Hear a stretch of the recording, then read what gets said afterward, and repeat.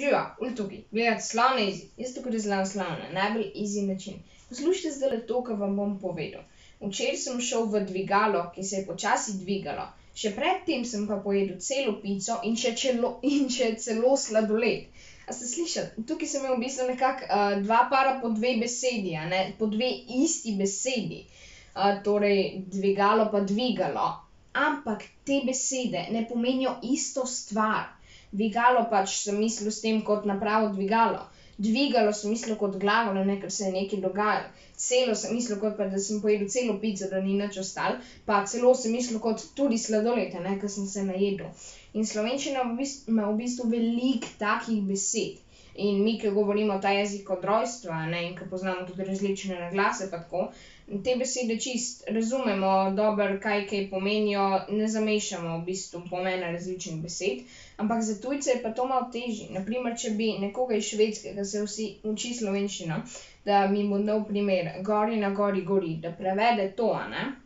Verjetno bi nas tako malo čudno pogledal in nam ne bi prevedel, oziroma mogoče bi prevedel samo skoraj zagotovo ne bi imel pravilno, tega, ker se je nekako težko te besede tujcem naučiti, a ne.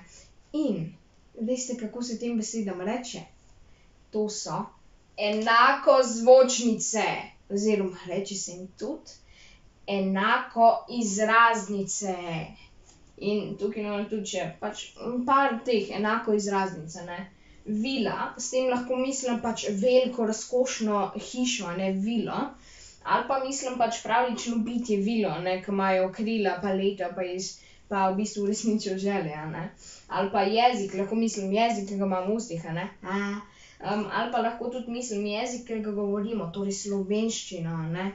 Ena beseda, ki se jo napiše, ali se jo napiše, ne, ali pa se jo izgovori na isti način, ima lahko več različnih pomenov. In v bistvu ta drugo nekako poglavje teh so enakoglasnice. Enako gre pač za vse, zvočnice, glasnice in te pisnice, ne. Torej enakoglasnice. Te besede, ne, napišemo na drugačen način, ampak jih pa izgovorimo skoraj enako. Torej tukaj imam napisan trg in trg. Ste slišali? Skoraj enako se izgovori. Edini trg, pač smo se v nekaj zabili, ne. Trg je pa na primer mestni trg, kjer je veliko ljudi, pa lahko kaj kupimo. Ali pa tudi rob je lahko pač tatvina, ne, ke nekdo nekaj ukrade. Rob je pa lahko rob vrat, rob mize, ali pa rob škatle, ali pa tako. In še ta tretje nekako poglavje teh so enakopisnice. Te se pa izgovorijo na drugačen način, ampak napiše se jih pa na čist isti način. Glejte, klop pa klop, a ne. To je isto napisano, ampak dva različna pomena sta. Klop pač imamo v parkih tudi lahko, pa se usedemo gor, a ne. Klop je pa ena majhna živalica, ki ti pije kri. Glih zadnjič sem enega imel, pa zdajle še vedno gledam, če se kaj pozna, ke mi ga je ratalo ven spusti. Ali pa tudi celo pa celo, a ne. Celo sem imel prej tudi na začetku primer, pojedel sem celo pico, a ne. In pojedel sem celo sladoled. Celo mislim tako, da ni nič več ostalo. Celo pa mislim tudi sladoled, a ne, ker od cele pice bi se definitivno ful najedel. Ali pa tudi na primer gol, a ne, zadel sem gol pri nogometu ali pa rokometu. Je pa tudi vsak človek se rodi go, a ne, ali pa vsak človek se tušira go.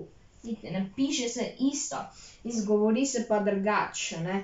In v bistvu nam ful pomagajo ti naglasi pri tem, da lahko razumevamo, katera beseda zdaj natančno pomeni, a ne, ke ima več pomenov. In v glavnem to je to. Grem samo še na hitrico čez. Enakozvočnice so v bistvu besede, ki se jih ali napiše ali pa izgovori enako, imajo pa drugačen pomen. In v glavnem to je to. Upam, da je ta primerček všeč. Če vam je bil, ga mogoče všečkajte in mogoče se naročite na YouTube kanal Slane easy. Mogoče si oglejte še YouTube kanal Matan easy, ampak to je to od mene. Lepo se imejte. Se vidimo drugič. Čau!